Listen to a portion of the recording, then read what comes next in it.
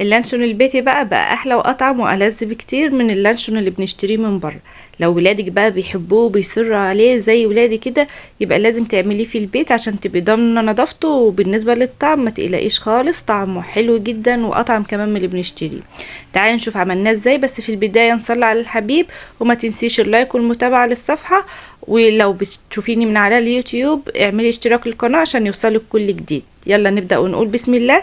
اول حاجه معانا صدر فرخه. الصدر فرخه اللي معايا ده وزنه نص كيلو، وحطيته في الفريزر شويه كده يا دوبك يبقى داخل كده على التجميد. وبعد كده بقى هخرجه واقطعه بالشكل ده عشان اسهل فرمه في الكبه.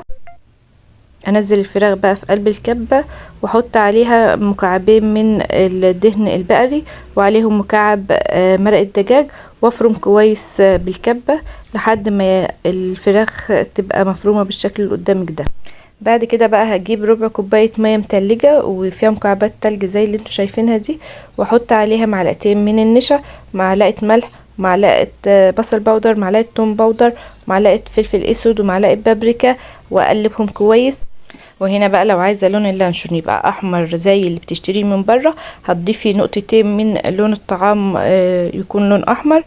عايزه تسيبيه زي ما هو كده ويطلع باللون الطبيعي بتاعه زي ما انا عملت كده، مفيش مشكله اللي يريحك. المهم الطعم في النهايه واحد، والطعم حلو جدا واحلى من اللي بنشتريه بجد يا جماعه. طعمه حلو قوي، جربوه.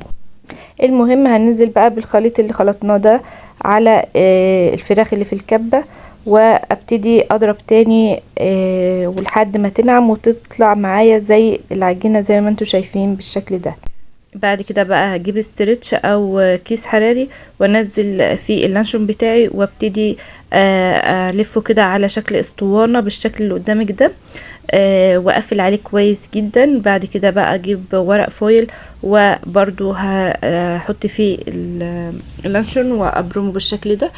واهم حاجة ان انا اقفل عليه كويس جدا عشان مفيش مية تخش للوصفة بتاعتي فتبوظ كل اللي عملته. هجيب بقى حلة فيها مية مغلية واحط عليها مصفى تكون بمقاس الحلة، واحط اللانشون واغطي عليه. ولو عايزة تنزلي باللانشون في قلب المية مفيش مشكلة. هياخد بقى في التسوية حوالي ساعة، وفي نص الوقت كده هقلبه على الجنب التاني.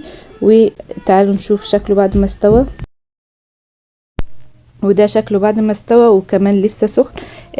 لو سبته يبرد شويه هيتقطع معايا اسهل من كده.